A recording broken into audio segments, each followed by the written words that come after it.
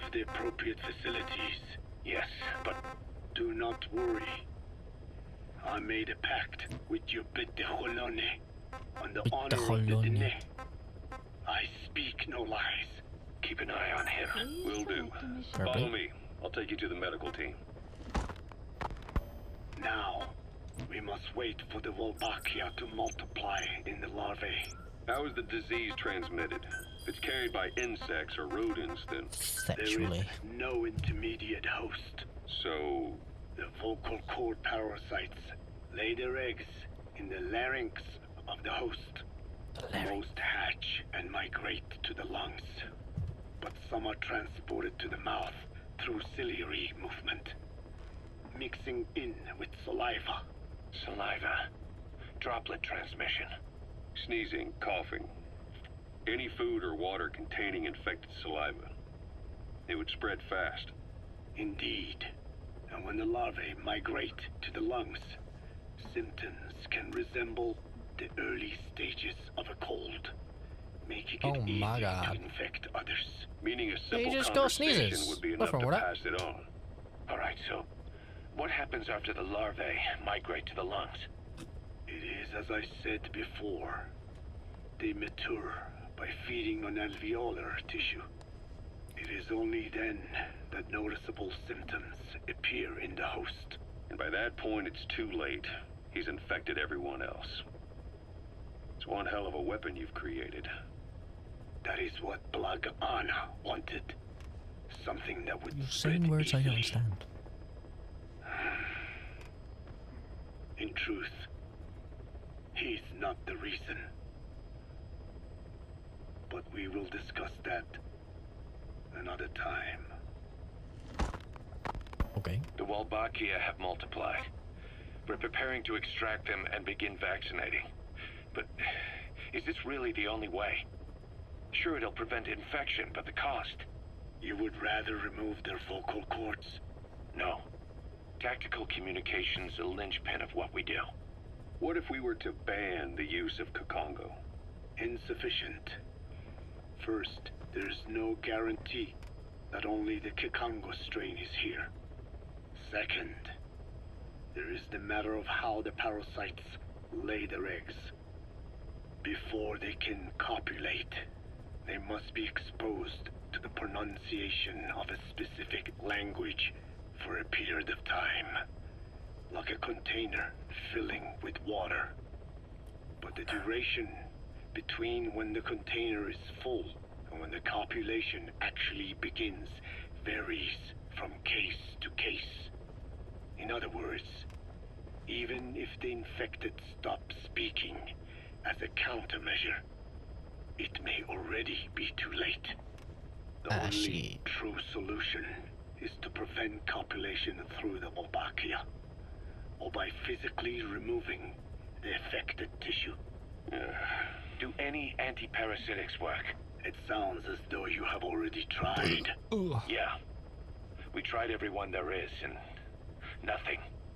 I have yet to find a medicine that can remove the parasites. Damn. At best, it temporarily covers their ears. Why is that? Because the parasites are companions to us. To remove them inevitably harms the host. Companions? More than you think. And this is why the human immune system cannot eliminate them. Ruh-roh.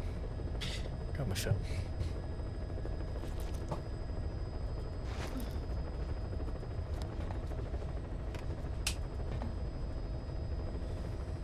I used it a lot today and it was on his dying legs. We've inoculated the staff with Wolbachia to keep them from becoming symptomatic. That should also contain the infection. How did this happen in the first place? It has to have been a Cypher spy within our ranks. If this is so, then why the Kakongo strain? If their intent was to wipe you out. Skullface said the remaining English parasite was close to the boss. If this latest strain was his doing, he wouldn't have tipped his hand. It is possible someone brought eggs onto the base. without knowing. Stuck to their shoes, clothing. Now, that makes the most sense to me. And where did the eggs come from? You mentioned that your boss visited Nzoya Badiopulu. Sure, but his gear's disinfected immediately upon return. Then he was not the carrier. And not just the boss. All staff dispatched to high-risk regions were quarantined on the flight back. When the symptoms first appeared, we checked and disinfected all equipment used up to that point. Any and all prisoners, soldiers, materials, and animals extracted during missions were also quarantined. Probably. So, that just leaves... I have seen children around here. Where are they from? All over. Some were being held hostage at a mine. Then there were the troublemakers at Bwala Yamasa. Bwala Yamasa. Yeah. Their clothes, their things. Did you burn them? They're just kids. We couldn't. And besides... It was not from one the of them kids? showed I never symptoms. realized that. The parasites don't infect prepubescent hosts. Their vocal cords are not fully developed. Well, Shit. if infection doesn't occur in children, It is possible they carried eggs on their clothes, and the infection spread from them. Check the kids' stuff. I doubt there is any trace left by now. But if there is, Shit. some of those kids must be close to hitting puberty. How could we have missed this? Damn. the name Bwala Yamasa got quite a reaction from you. I'm guessing the Kikongo strain was released in that village. Cypher used that region to experiment with vocal cord parasite transmission. The Kikongo strain. The settlements around the refinery upstream of Bwala Yamasa were the proving grounds. They would infect one villager, then record transmission speed. Dangerous work. If they failed to contain the infection, it would slip into the surrounding regions.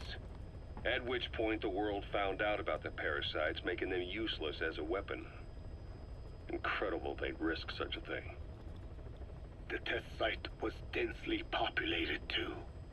A terrible place for such experiments. No doubt, they thought burning everything would wipe away all traces. The settlements were covered in oil That's why they anyway. killed them. Who would wonder if one day they caught fire? And so it did. They burned it all. Living and dead. Messed up. Those remains. But they miscalculated. Transmission speed was far faster than anticipated. It may have been the temperature, or hygiene standards, or perhaps the parasites reacted quickly to Kikongo. Whatever the reason, nearly all villages were swiftly infected, and the settlements reduced to mounds of corpses. Making matters worse, the dry season was ending. When it came time to burn the village, the Moneni River had swelled. Many of the bodies were waterlogged. What? Meaning they didn't burn completely. The corpses still contained viable eggs, and the larvae washed downstream. And when the people downstream drank that water, Oh my That god. marked the end for Bwala Yamasa. I learned all of this at the mansion. I warned him of the risk of eggs getting out. And? We are prepared for any eventuality. I get it. Putting the oil field back online. The oil leaks, saner. They plan to pollute the river. Prevent the spread of infection. But the oil flow was stopped. And downstream, the people of Masa village started using the water again. The PF soldiers deployed at the village were locals, spoke Kikongo. They were infected, and the kids survived. I've heard enough. And who stopped the flow of oil? Don't. We did. Oh That my confirms god. it. The source of the Kikongo strain infection was Masa village. And the children brought it here. It is no one's fault. There is no blame to be cast. We did it! It was our fault! The parasites, they were tested in other regions? Their physiology requires that they be tested under varied conditions. Another test site was in Afghanistan. So it was the parasites there.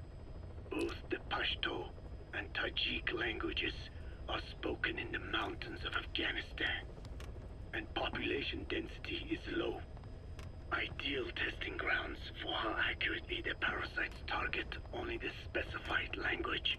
Damn. It is also relatively easy to prevent the spread of infection. And the results?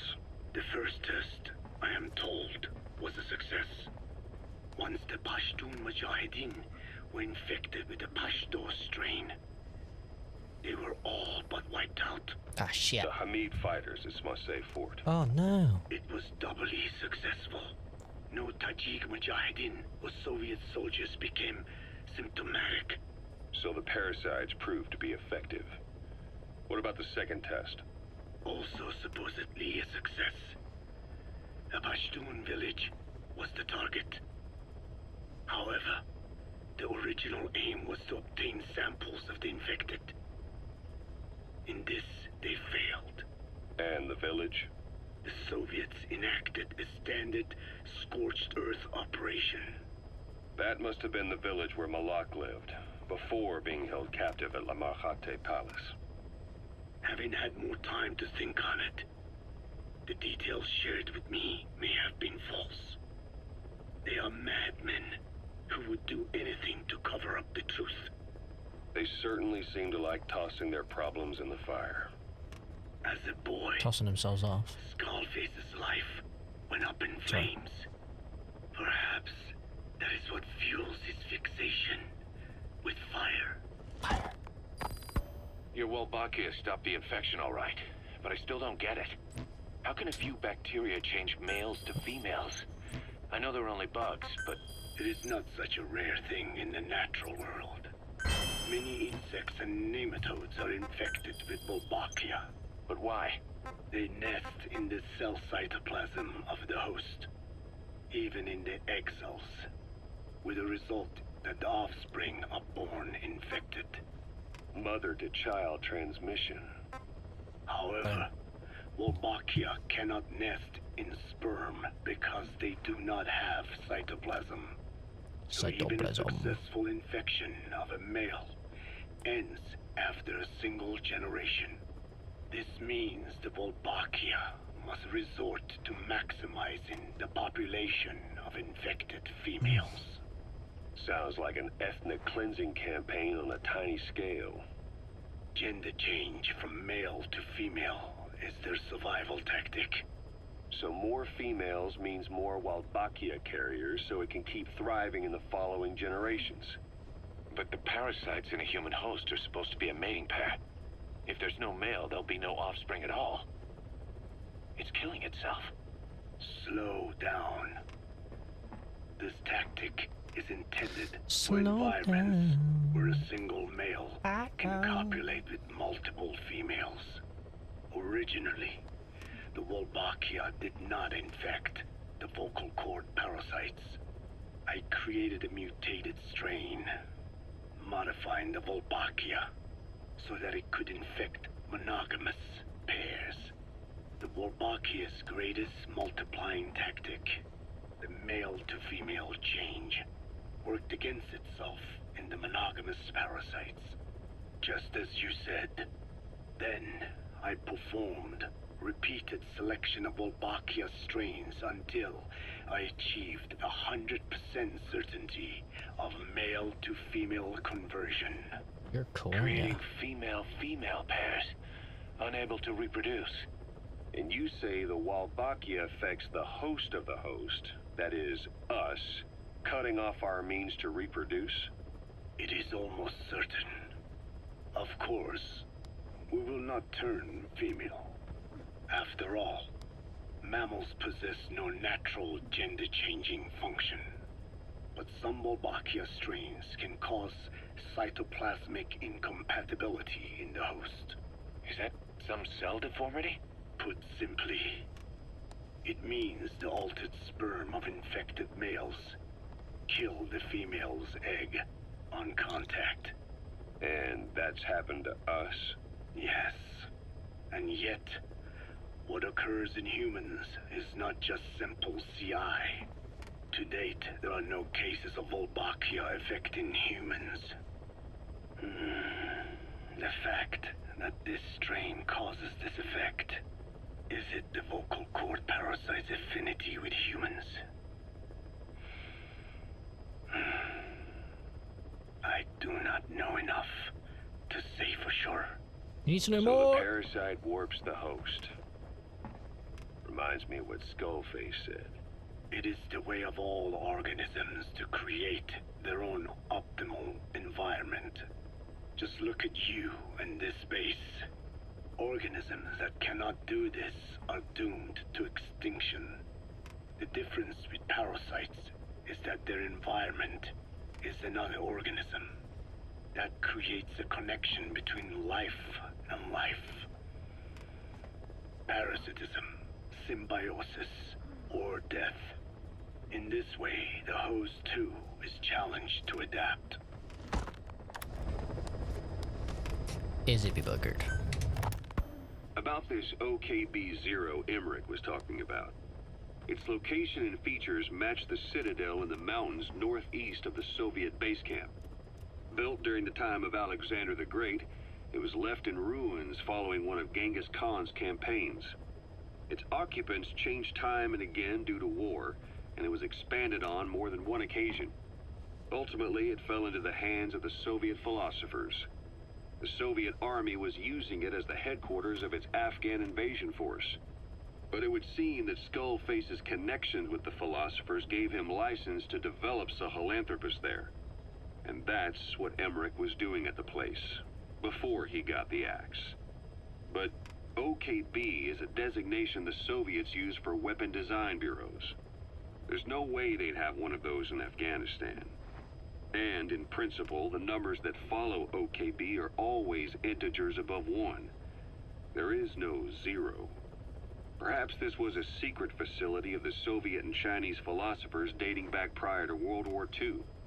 Though it's more likely Skullface just picked a fake name that more or less fit the Soviets' pattern. He doesn't go there often, but he sure as hell won't miss this. They use the heliport on top of the tower for his visits. Start by heading for the heliport. Then wait for your chance to make contact with Skullface. Right, enough of everyone telling me what to do. It seems Sahelanthropus' armor is made from depleted uranium. That offers some serious protection. The U.S. military is planning on using it for its main battle tanks, too. Maybe that's where Emmerich got the technology. Uranium? They're using nuclear fuel for armor now? No. What they use for nuclear fuel is uranium-235, which is extracted from natural uranium. Depleted uranium is a byproduct of that process. Sort of like the leftovers, I guess. The garbage. Uranium-235 makes up 0.72% of natural uranium, whereas depleted uranium contains only 0.2%. What are the benefits of using it for armor? It's a pretty short list. Uranium's a heavy metal, like lead, meaning it can hold a greater amount of kinetic energy. But it also boasts a hardness closer to tungsten. That makes it an ideal material to use for, say, armor-piercing ammunition penetrators. But it's not the best choice for armor. Its volume is less than that of ceramics, but for an equal weight, you could end up with less protection. So why use it then? According to Emmerich, it came down to him being unable to source ceramics technology from a manufacturer. Plus, given that it's an upright walking vehicle, he wanted to reduce the bulk of certain areas. Despite all that, depleted uranium still makes for some tough armor, and Emmerich says it's been proven in live fire tests. It stops most Soviet tank shells. Brilliant. Code Talker, what are the metallic archaea?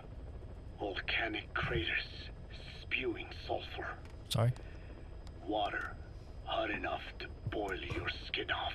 Ouch. Ocean depths of 800 plus atmospheres. Wastelands radioactive enough to kill you where you stand. There are groups of organisms that survive despite. No. Because of living in such environments. I've heard about them. Extremo... something. Extremophiles. By selecting certain species, then subculturing and repeatedly modifying them, I created a metallic offspring of pure archaea. They subsist on metals rather than organic matter. And some of them even consume uranium? Yes. Uranium. Uranium enrichment archaea metabolize only uranium-235. As a result, they produce weapons-grade enriched uranium. How is that possible? Consider how plants fractionate carbon isotopes when they conduct photosynthesis. I love to Nature possesses photosynthesize. abilities beyond our Living in imagination. the field. So it was Archaea that brought down your On a bright chopper? sunny day. Corrosive archaea, yes. They oxidize metals, feeding off the energy in the electrons they receive. What became of the wreckage? We had the R&D team retrieve samples for study in airtight plastic containers, of course. Prudent. We shall extract archaea from it in good time. They should help you fight back against Black Anna. Any chance we could start now? It doesn't have to be a lot. I might just have another use for them. Oh, If yeah. it's only a small amount you need. That's fine.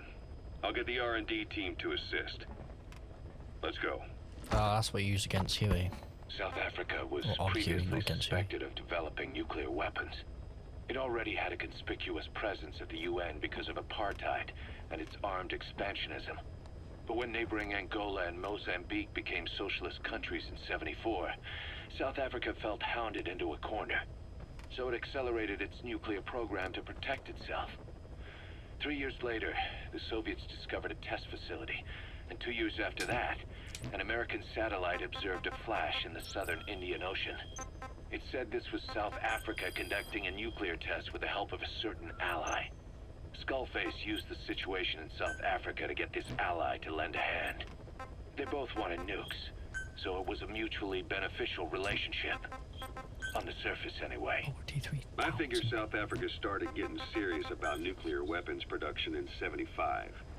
In '74, the government was still able to get by with bluffing that it had a nuclear arsenal. But the year after, word spread that an independent armed group in the Caribbean was crushed by Cypher for possessing a WMD. That's right, boss. What happened to you and your men was the reason South Africa decided to push ahead with nuclear development. A force independent of any country getting its hands on a nuke. That was a threat to the existence of countries everywhere. It wasn't just South Jesus. Africa. Your presence pushed a lot of countries I to know get this guy. nukes. The world was scared of you. You were a threat to more than just the Cold War. If nations are gears in a machine, you had the power to smash them loose and watch the whole world grind to a halt. Oh man. One more cassette. Emmerich uses externally powered legs of his own design. It's bionics technology, a product of the U.S. military's failed attempt to develop a powered exoskeleton. All the wearer has to do is apply a little force, and the actuators continue the movement in that direction. But his legs are unique. Instead of using a hydraulic mechanism, the actuators run off metallic archaea. That increases the actuator's reaction speed and also enables him to lock and release the joints at will. The legs are a nifty little gadget, but they have two clear weaknesses. First, they're dependent on external power, maybe because he built them knowing he couldn't leave his lab. There's no internal battery. That's why they won't work if they aren't plugged in. Second, and this is more than just a weakness, the legs are directly connected to his bones. Could be to minimize signal loss and the order's output to the legs and the driver response from them. Either way, Emmerich has Exoskeleton used bones. bolts to attach load-bearing parts directly to his femurs, probably by mimicking surgical treatment for compound fractures and the like. But the end result is those legs and his body are fused together. And that appears to be how he's able to move them so precisely. Yuckers. But That also means that any shock to the legs would be delivered right to his bones by way of those bolts. The same is true if he encounters the corrosive metallic archaea. If the corrosive archaea ate into the exposed bolts, they'd reach the endoskeleton parts and eat through them too in the blink of an eye. The doctor's bones are full of holes to accommodate all the bolts. They're like sponges. If he were to lose the reinforcing parts, even the tiniest bit of force or weight would snap his bones. So when I dangled those corrosive metallic archaea in front of him, he realized straight away what would happen. Life wouldn't be worth living if he lost those legs of his. I'd bet that is what the doctor fears the most. I just helped him imagine what it would be like. Thanks to that, I got the information we needed without either of us getting hurt. You know how he is. He's probably already over the shock. The better you know your adversary, the easier it is for you to get information from them. And vice versa. Please select Everyone's a landing meanie zone. bambini. What's this area? Prisoner protection. Weather will clear short heading to Airplane. Central Africa. I will help extract prisoners. Because I'm a nice guy.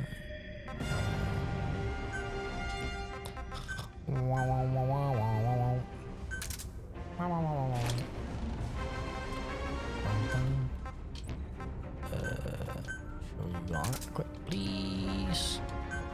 Deploying. Thanks. I need to start taking advantage of the when you can deploy time.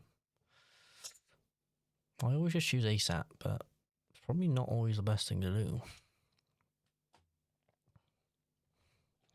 Because they get enemies have different patterns, don't they?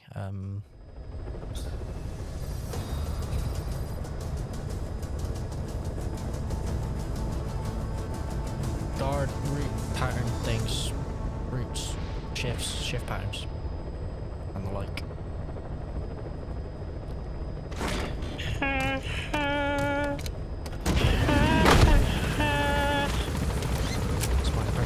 Oh, there's a fucking...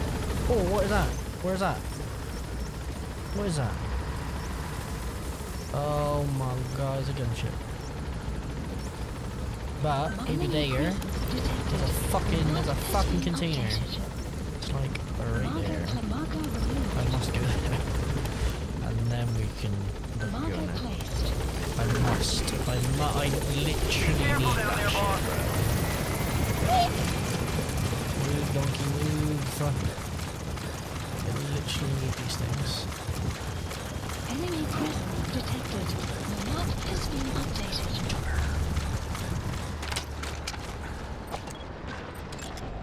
Analysis complete.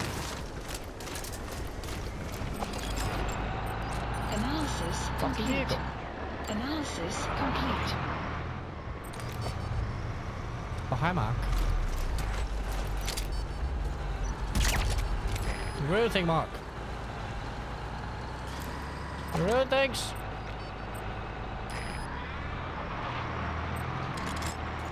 Analysis complete. Barrel. Oops. Is she okay?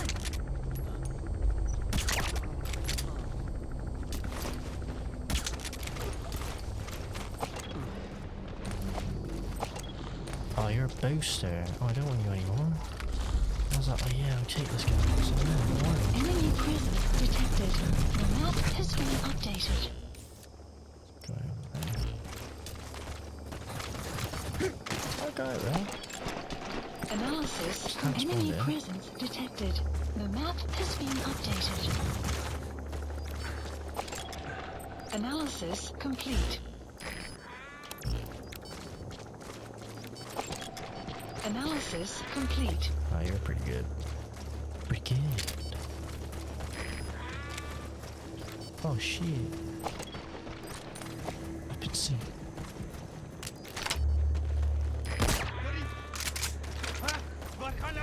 You have arrived at your Mahala! destination.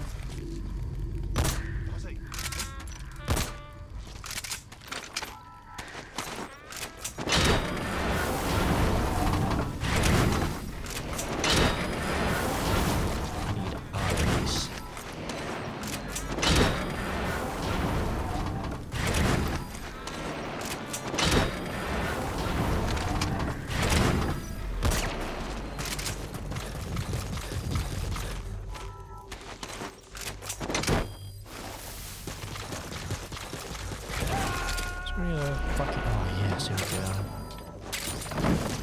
literally need this shit.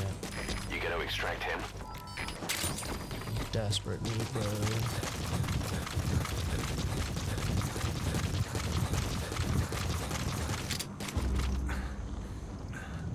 Oh, how did I miss that?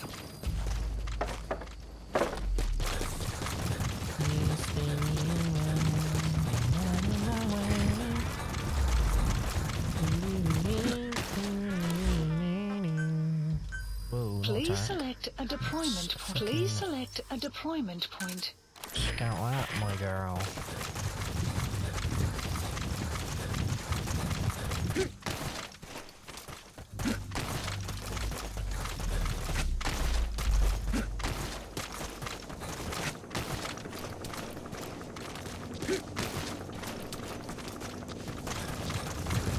Extraction arrived at Mother Base.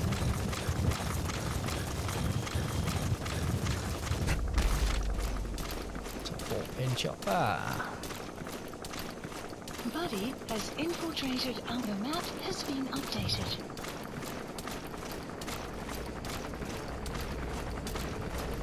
Enemy presence detected. The map has been updated.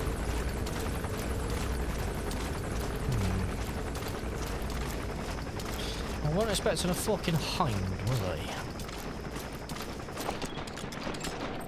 Analysis complete. Tell you that much. I'm not expecting a fucking hind. Just gonna get rid of that. You have arrived at your destination.